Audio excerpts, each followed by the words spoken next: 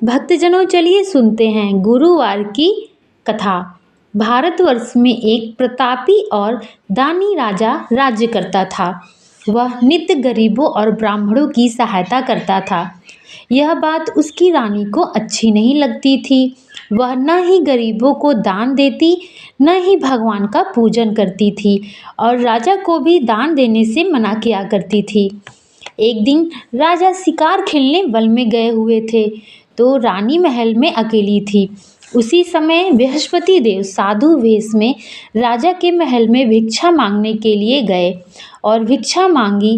रानी ने भिक्षा देने से इनकार कर दिया और कहा, हे साधु महाराज, मैं तो दान पुण्य से तंग आ गई हूँ। मेरा पति सारा धन लुटाता रहता है। मेरी इच्छा है कि हमारा समस्त धन नष्ट हो जाए, फिर न रहे बांस न बजे बांसुरी। साधु ने कहा, देवी, तुम तो बहुत विचित्र हो। धन संतान तो सभी चाहते हैं, पुत्र और लक्ष्मी तो पापी के घर में भी होनी चाहिए।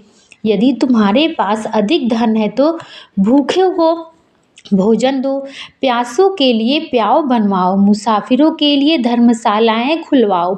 जो निर्धन अपनी कुंवारी कन्याओं का विवाह नहीं करा सकते, उनका विवाह करा दो। ऐसे और कई काम हैं जिनका करने से आपका यश लोक परलोक में फैलेगा। परंतु रानी पर उपदेश का कोई प्रभाव न पड़ा। वह बोली, महाराज, आप मुझे समझाएं नहीं। मैं ऐसा धन नहीं चाहती जो हर जगह बांटती फिरूं। साधु ने उत्तर दिया, यदि तुम्हारी ऐसी इच्छा है तो तथास्तु। तुम ऐसा करना कि बृहस्पतिवार को घर को पीली मिट्टी से लिपना और पीली मिट्टी से स्नान करना, सर धोकर भट्टी चढ़ाकर कपड़े धोना। ऐसा करने से आपका समस्त धन नष्ट हो जाएगा। इतना कहकर वह साधु महाराज वहाँ से अलोप हो गए। साधु के अनुसार कई बातों को पूरा करते हुए रानी को केवल 3 बृहस्पतिवार ही बीते थे कि उसका समस्त धन नष्ट हो गया। भोजन के लिए राजा का परिवार तरसने लगा।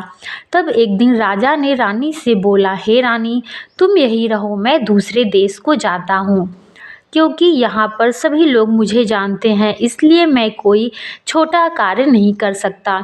ऐसा कहकर राजा परदेश चला गया। वहाँ जंगल जाता और लकड़ी काटकर शहर में बेचता। इस तरीके से अपना जीवन व्यतीत करने लगा। इधर राजा के परदेश जाते ही रानी और दासी दुखी रहने लगे। एक बार जब रानी और दासी को 7 दिन तक बिना भोजन के रहना पड़ा, तो रानी ने अपनी दासी से कहा, हे दासी, पास ही के नगर में मेरी बहन रहती है। वह बड़ी धनवान है। तू उसके पास जा और कुछ ले आ, ताकि थोड़ी बहुत गुजर बसर हो सके। दासी रानी के बहन के पास गई। उस समय गुरुवार का दिन था उस दिन, और रानी की बहन उस समय बृहस्पतिवार व्रत की कथा सुन रही थी। दासी ने रानी की बहन को अपनी रानी का संदेश दिया, लेकिन रानी की बड़ी बहन ने कोई उत्तर नहीं दिया। जब दासी को रानी की बहन से कोई उत्तर नहीं मिला तो वह बहुत दुखी हुई और उसे क्रोध भी आया। दासी ने वापस आकर रानी को सारी बात बता दी। रानी सुनकर अपने भाग्य को कोसने लगी। उधर रानी की बहन ने सोचा कि मेरी बहन की दासी आई थी, परंतु मैं उससे नहीं बोली, इससे वह बहुत दुखी हुई होगी। कथा सुनकर और पूजन समाप्त करके वह अपनी बहन के घर आई और कहने लगी, हे बहन, मैं बृहस्पतिवार का व्रत कर रही थी। तुम्हारी दासी मेरे घर पर गई थी, परंतु जब तक कथा होती है तब तक न उठते हैं और न ही बोलते हैं, इसलिए मैं नहीं बोली। कहो दासी क्यों गई थी? रानी बोली, बहन, तुमसे क्या छिपाऊं, हमारे घर में खाने तक को अनाज नहीं है। ऐसा कहते कहते रानी की आंखें भर आईं। उसने दासी समेत पिछले 7 दिनों से भूखे रहने तक की बात अपनी बहन को विस्तार पूर्वक सुना दी। रानी की बहन बोली, देखो बहन, भगवान बृहस्पति देव सबकी मनोकामना को पूर्ण करते हैं। देखो, शायद तुम्हारे घर में अनाज रखा हो। पहले तो रानी को विश्वास नहीं हुआ, पर बहन की आग्रह करने पर उसने अपनी दासी को अंदर भेजा तो उसे सचमुच अनाज से भरा एक घड़ा मिला। यह देखकर दासी को बड़ी हैरानी हुई। दासी रानी से कहने लगी, हे रानी, जब हमको भोजन नहीं मिलता तो हम व्रत ही तो करते हैं, इसलिए क्यों न इनसे व्रत की और कथा विधि पूछ लिया जाए ताकि हम भी व्रत कर सकें। तब रानी ने अपनी बहन से बृहस्पति व्रत के बारे में पूछा। उसकी बहन ने बताया, बृहस्पतिवार के व्रत में चने की दाल और मुनक्का से विष्णु भगवान का केले की जड़ में पूजन करें तथा दीपक जलाएं।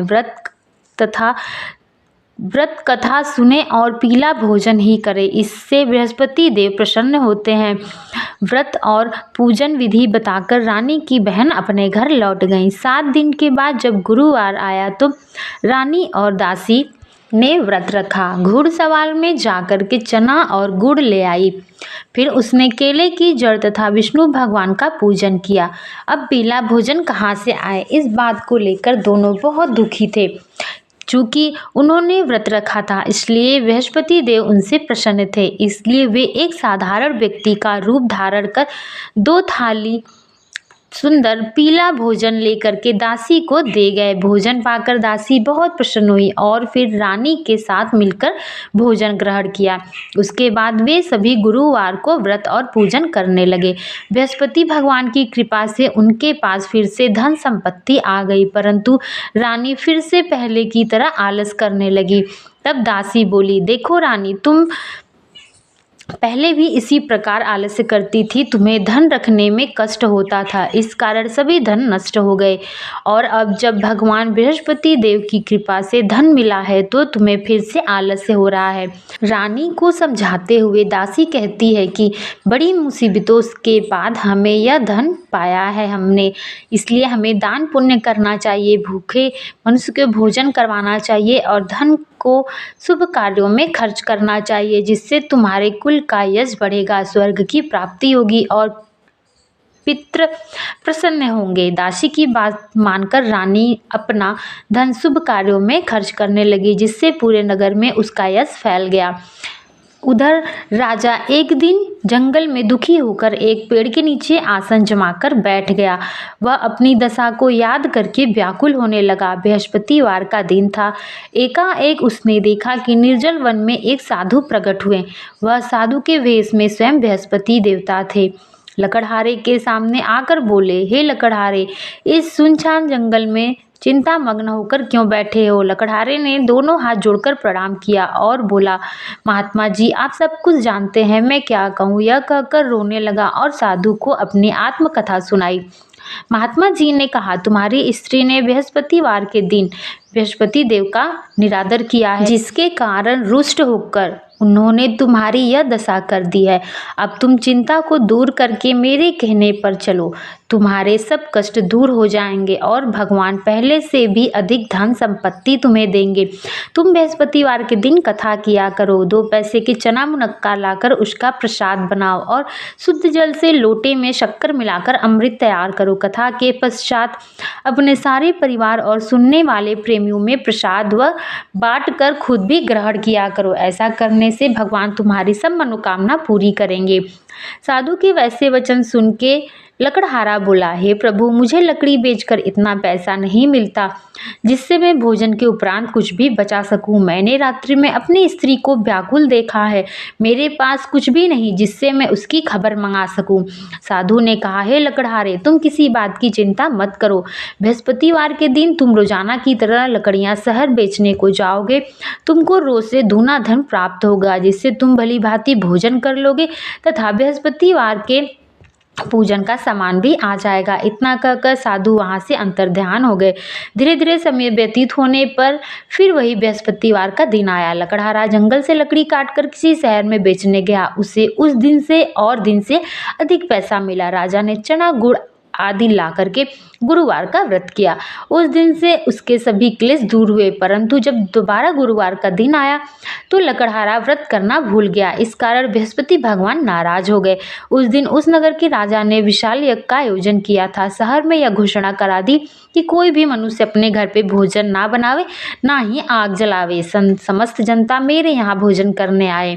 इस आज्ञा को जो न मानेगा उसके लिए फांसी की सजा दी जाएगी। इस तरह की घोषणा संपूर्ण नगर में करवा दी गई।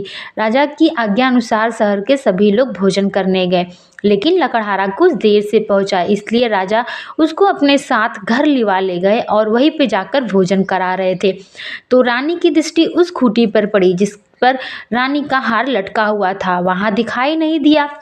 रानी ने निश्चय किया कि मेरा हार इसी मनुष्य ने चुरा लिया है। उसी समय सिपाहियों को बुलवाकर उसे कारागाह में डाल दिया। जब लकड़हारा कारागाह में पड़ गया तब बड़े दुखी मन से विचार करने लगा, न जाने कौन से पूर्व जन्म के कर्म से मुझे यह दुख प्राप्त हुआ है, और उसी साधु को याद करने लगा जो जंगल में मिला था।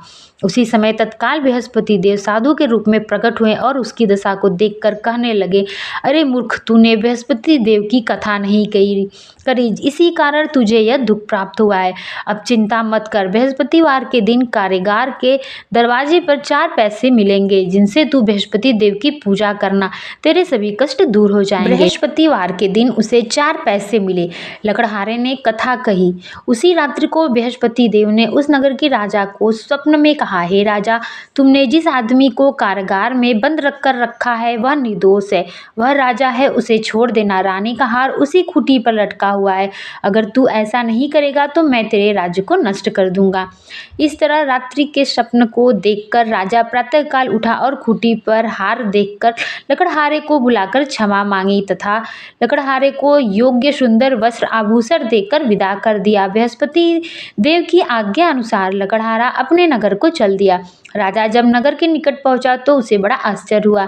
नगर में पहले से अधिक बाग, तालाब, कुएं, धर्मशालाएं, मंदिर इत्यादि बन गए थे।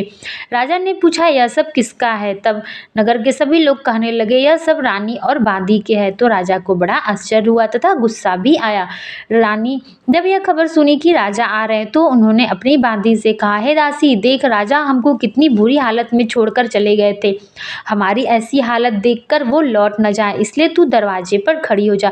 आज्ञा अनुसार दासी दरवाजे पर खड़ी हो गई। जब राजा आए तो उन्हें वह अपने साथ लिवा ले आई। तब राजा ने क्रोध करके रानी से पूछा, हे रानी, तुम्हें यह सब धन कैसे प्राप्त हुआ? तब रानी ने कहा, यह सब धन हमें बृहस्पति देव के व्रत के प्रभाव से प्राप्त हुआ है। तब राजा ने निश्चय किया, 7 रोज बाद तो सभी बृहस्पति देव की पूजन करते हैं, परंतु मैं प्रतिदिन व्रत किया करूंगा तथा एक दिन में 3 बार कहानी किया करूंगा।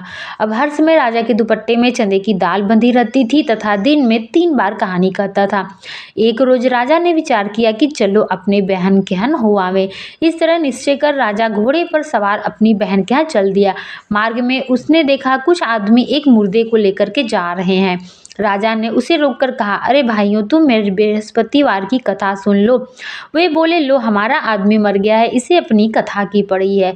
परंतु कुछ आदमी बोले, अच्छा कहो, हम तुम्हारी कथा भी सुनेंगे। राजा ने दाल निकाली और जब कथा आधी हुई तब मुर्दा हिलने लगा। जब कथा समाप्त हुई तो वह मुर्दा राम राम करके खड़ा हो गया।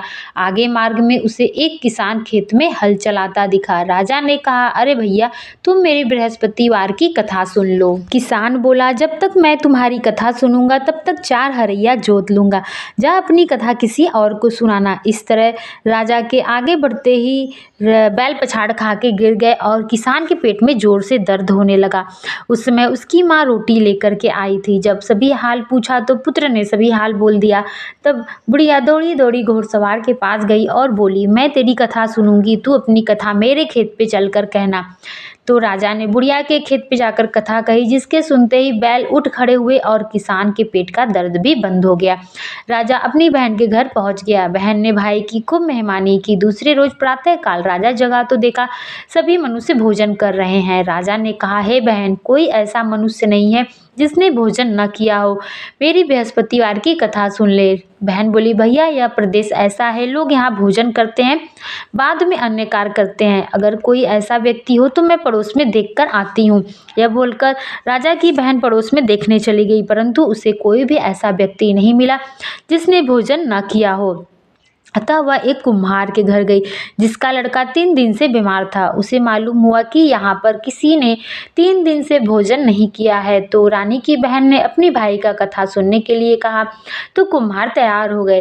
राजा ने जाकर के कुम्हार के घर कथा कही और प्रसाद दिया। तब कथा सुनने के बाद कुम्हार का पुत्र ठीक हो गया। अब तो राजा की प्रशंसा होने लगी। एक रोज राजा ने कहा, हे बहन तैयार हो जाओ, हम अपने घर को जा रहे हैं। राजा की बहन ने अपनी सास से पूछा। सास बोली, चली जा, लेकिन बच्चों को मत लेके जाना, क्योंकि तेरे भाई को कोई औलाद नहीं है। यह सुनकर राजा को बड़ा दुख हुआ और अपने नगर को लौट आया। राजा ने अपनी रानी से कहा, हम निर्वंशी राजा हैं, हमारा मुंह देखने का धर्म नहीं है और भोजन इत्यादि कुछ भी नहीं किया। रानी बोली, हे प्रभु, बृहस्पति देव ने हमें सब कुछ दिया है, हमें औलाद भी अवश्य देंगे। उसी रात्रि को बृहस्पति देव ने राजा के स्वप्न में कहा, हे राजा उठ, सभी सोच त्याग दे, तेरी रानी गर्भ से है। राजा को यह बात सुनकर बड़ी खुशी हुई। 9वें महीने एक सुंदर पुत्र पैदा हुआ। तब राजा बोला, हे रानी, स्त्री बिना भोजन के रह सकती है, बिना कहे नहीं। जब मेरी बहन आवे तो उनसे कुछ कहना नहीं। रानी ने सुनकर हाँ कह दिया। राजा की बहन जब यह शुभ समाचार सुनी तो बड़ी खुशी हुई तथा बधाई लेकर के आई। तब रानी बोली, घोड़ा चढ़ी नहीं आई, गधा चढ़ी आई। राजा की बहन बोली, भाभी मैं इस प्रकार न कहती तो तुम्हें औलाद कैसे प्राप्त होते। बृहस्पति देव ऐसे ही हैं, जिसके मन में जो कामनाएं होती हैं सब पूर्ण करते हैं। जो सद्भावना पूर्वक बृहस्पतिवार का व्रत करता है, कथा पढ़ता है, दूसरे को सुनाता है तथा खुद सुनता है, बृहस्पति देव सब उसकी मनोकामना पूर्ण करते हैं। इसलिए पूर्ण कथा सुनने के बाद हृदय से मनन करते हुए जय जयकार बोलना चाहिए। बोलिए बृहस्पति भगवान की जय, बृहस्पति भगवान की जय।